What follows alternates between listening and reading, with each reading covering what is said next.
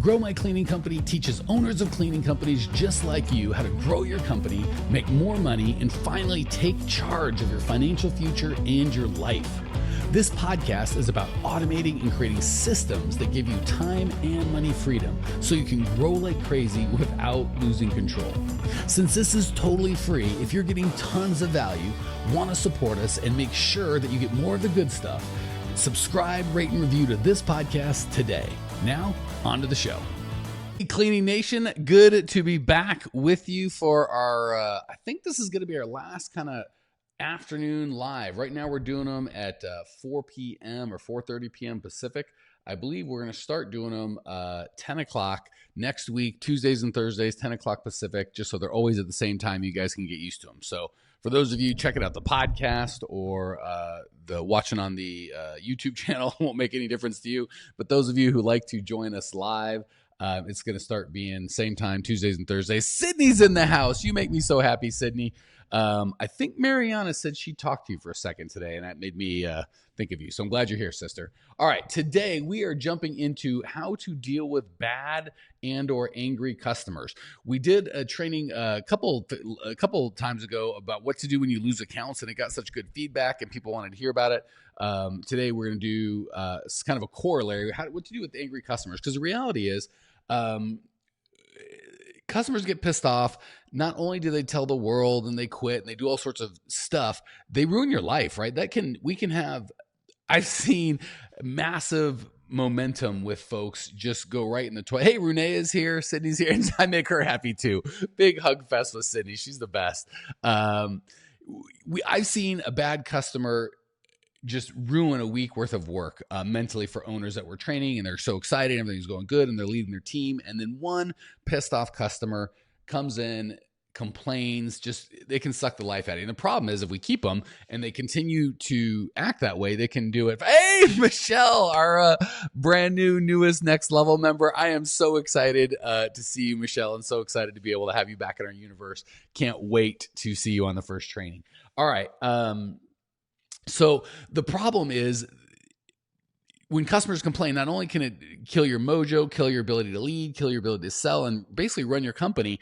If it's a customer that stays with you for a while, they can do it over and over and over if they keep complaining. So we're going to talk about how to deal with that so you never have to kind of deal with the chronic problems, and we kill all of that. The problem is the cost on this is insidious because we all know hey, Daisy in the house. Now it's starting to get to be a party. We all know that it is so, I hate to even say it because it's been said so many times, but it's true. It is so much. I don't know the numbers. I've heard 4 times. I've heard 10 times, but it is worlds cheaper to keep a customer than it is to sell a new customer. I'm sorry, I can't look at the chat anymore because Michelle's talking, everyone's talking. It's going to make me stay off track. So obviously it's so much more expensive to get new customers than it is to keep regular customers. So we gotta plug that hole in your boat. But also we know that a constant stream of upset customers is just going to kill any ability to grow your business, right?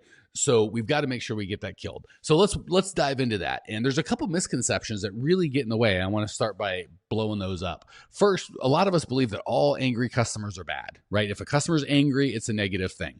And again, we're more and more with the folks that we coach in our program, I am moving to making sure that we do mindset as much. Hey, Heather, good to have you. Mindset as much, if not more, than tactical. So the reality is, and this is a perfect example of a mindset that's going to cost you money and cost you happiness in your life or bring that to you.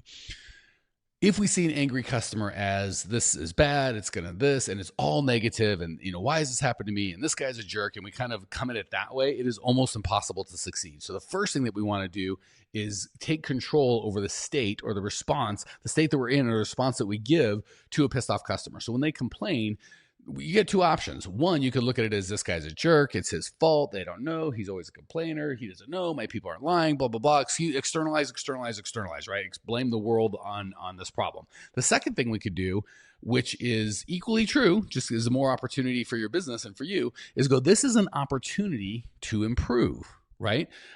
This is an opportunity to improve. So anytime, I think some of the best inventions, innovations in business come from somebody being frustrated, right? Either the inventor or something had a frustration, said I could do better, or one of your customers said, hey, this is a problem, and we solved that problem. We go, hey, this could be a whole new business. So, and all that has to do with mindset. If you look at upset customers or complaining customers as a nuisance or a thorn in your side, that's what you're going to get. If you look at that as an opportunity to transform your business, you're going to get that. So that's going to be the first thing, is we want to make sure we control our mindset and our response to upset customers.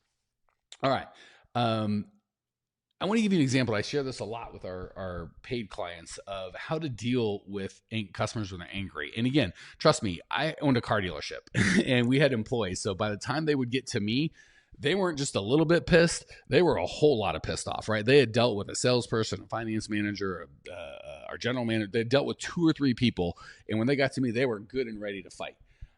So I'm going to give you the trick. And it's so frustrating because I would teach my people this, my employees this, and they never, shouldn't say they never learned, but they'd make the same mistake over and over again. So here's my mastermind way I dealt with this. And this is in the car business. We were dealing with expensive stuff. So they'd come to me pissed off, ready for a fight. And the way I would diffuse it immediately is just to say, listen, we don't make money by getting customers pissed off and making people angry with us. We make money by having lots of happy customers. So let's start here. Whatever you want, we're going to do that. And that's that. How's that for, are we okay? So whatever you need, whatever you want, whatever you think, we're wrong, you're right. We're going to make sure you lead happy. Deal? 100% of the people said deal. They like that. And immediately they went from being furious and I'm going to do this and that, and I want the world, to coming down to a reasonable place. And I know you're thinking, well, but if I do that, aren't they going to take advantage of me?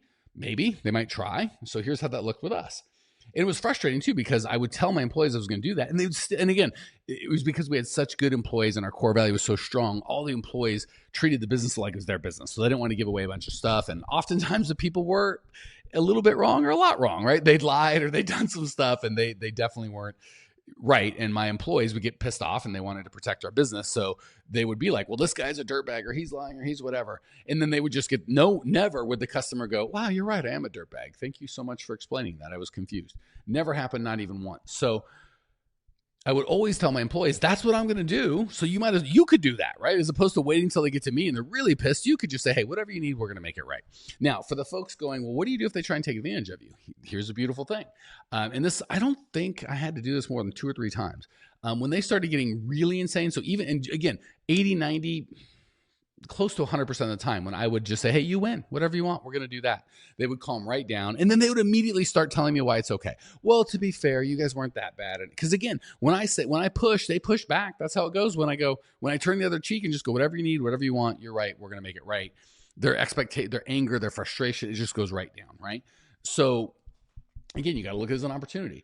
So, and for those of you going, well, what if they're going to take advantage of me? They're going, whatever. Well, here's what happened. If and when, on the very, very rare occasion, they were going to lose their mind and just be whatever, I go, you know what? You're absolutely right.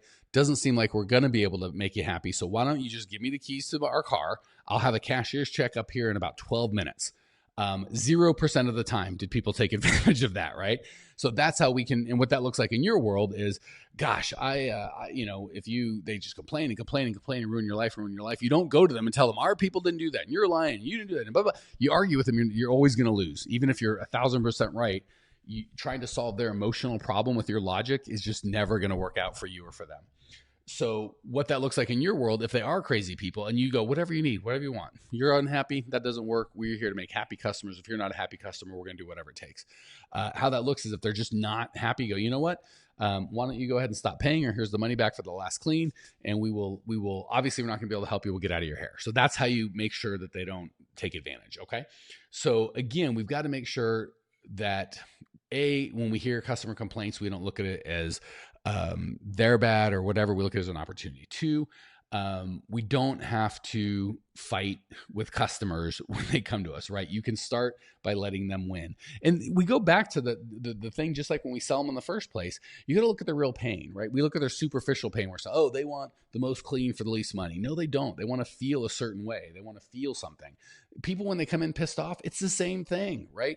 You think it's like, well, we broke your vase and they want us to pay for the vase and blah, blah. They don't want any of that crap. They feel like they've been taken advantage of or not being heard and not being loved, and that your company's mistreating them. They want to feel feel like they're being treated great. So a lot of times just, oh my gosh, that vase is, and again, if you get on the same side of the table with them and start pointing at you and how bad you are, a lot of times they'll lose steam, right? So say you broke a vase and you're like, well, you don't understand. That vase was super valuable. And you start arguing with them. It wasn't that valuable. They're just going to double down. But if you go, holy crap, that is the most beautiful vase I've ever seen. If I were you, I'd be furious. I'd probably want to sue us for $1 billion. I want to own our company because that was the nicest vase I think I've ever seen in my life. And if I lost it, I would be so furious. I'd probably be punching me in the face right now, right? You go so far to that side.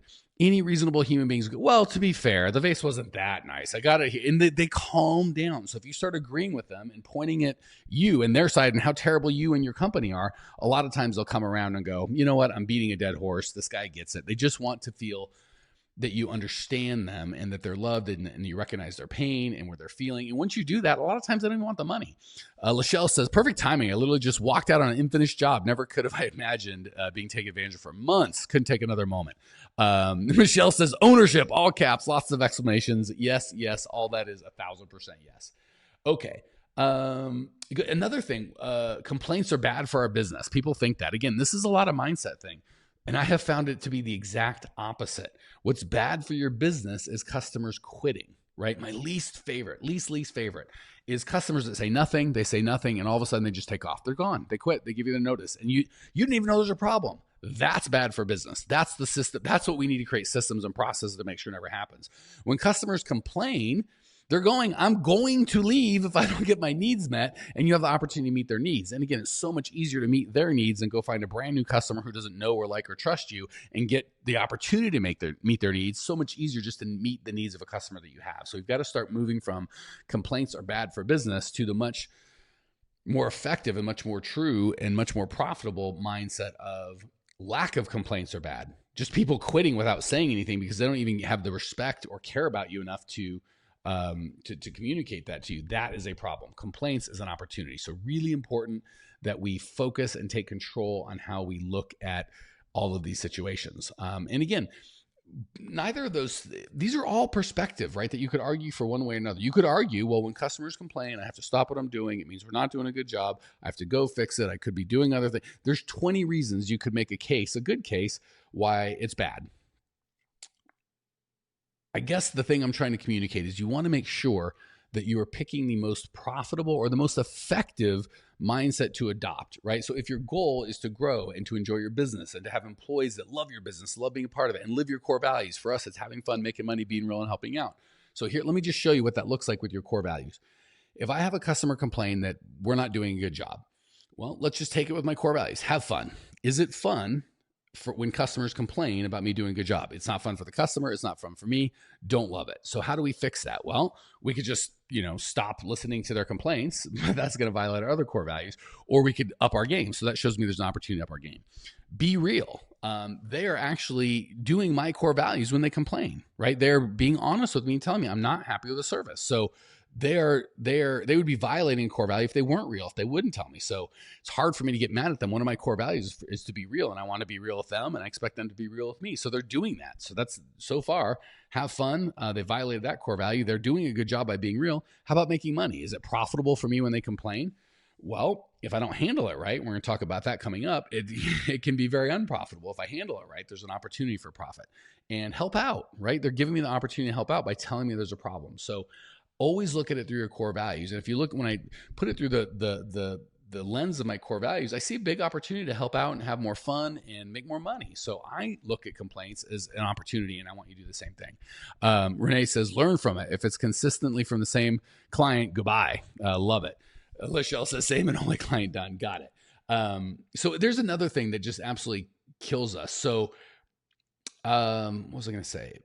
I think there's one other thing I want to talk about. So oftentimes we think that once a customer complains, somehow they don't love us, or they're a bad customer, or a bad fit, and now the relationship is broken forever.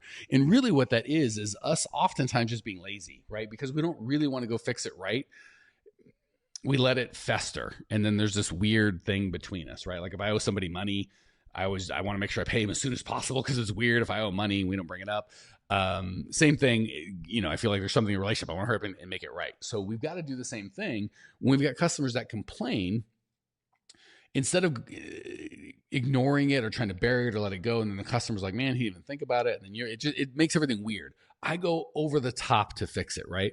Upset customers are a huge opportunity to blow them away with surprise and delight. So here's the reality of the situation. A story is going to be told, right? At the end of this interaction, however this resolves itself, or however you choose to take charge and resolve it, the customer is going to tell a story. You can't stop that. They're going to talk. You can have a huge say in what that story is. So when they complain and you argue with them and tell them they're wrong or ignore it or do all sorts of what I would consider to be easier routes that are far less effective and far less profitable, that story is going to be, I told them, and they're going to embellish, right? I said there was, this, and they're going to make it bigger and worse than it really was. And they're going to tell it a lot of times. The other opportunity is you can go nuts to fix it. I use this example periodically with a restaurant. If I go to McDonald's and I order a Big Mac and they screw it up or do something wrong, they'll just get me a new one, and that's that, because it's McDonald's. Mastro's is one of our favorite steakhouses we go to. I forget one, and we had one time where the smallest thing went wrong. It's hard for me to even find an example of anything going wrong because their systems and processes are so tight. But we came in, we had a reservation. We sat there for, I think, 4.5 minutes, maybe 5. Someone came in after us and they sat them. And I forget what happened. We just barely mentioned it. They went nuts. They're like, oh my gosh, we will give you a free appetizer. We'll give you free this. They went overboard. Apple's another example. I went in to buy a computer and told them what I needed. They're like, oh, you don't need instead of selling me the top level thing, they're like, oh no, this base level thing will be fine. You don't need to buy the fancy one. So I bought that one. And it wasn't fine. It wasn't enough. It turns out I did need the nicer one.